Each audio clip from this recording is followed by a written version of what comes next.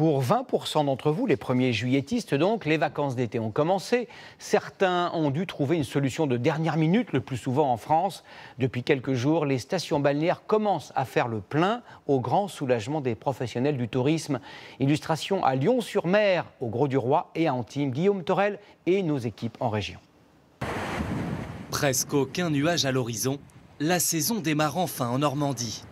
L'occasion pour certains de réaliser leur premier château de sable. C'est relaxant et dépaysant, on a l'impression qu'on est dans le sud sans la chaleur étouffante. Donc du coup c'est super en fait. On est venu se baigner, manger des fruits de mer, se ressourcer quoi. C'est les vacances.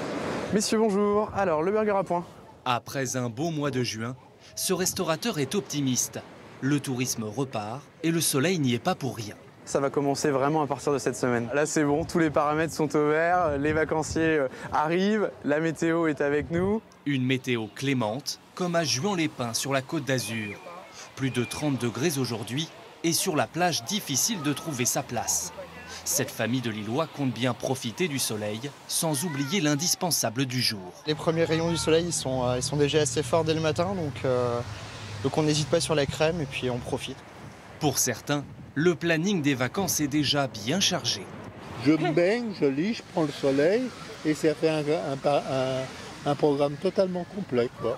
Si dans certaines régions le tourisme semble reparti, ce n'est pas le cas partout. Au Grau-du-Roi dans le Gard, ce camping débute sa saison très calmement.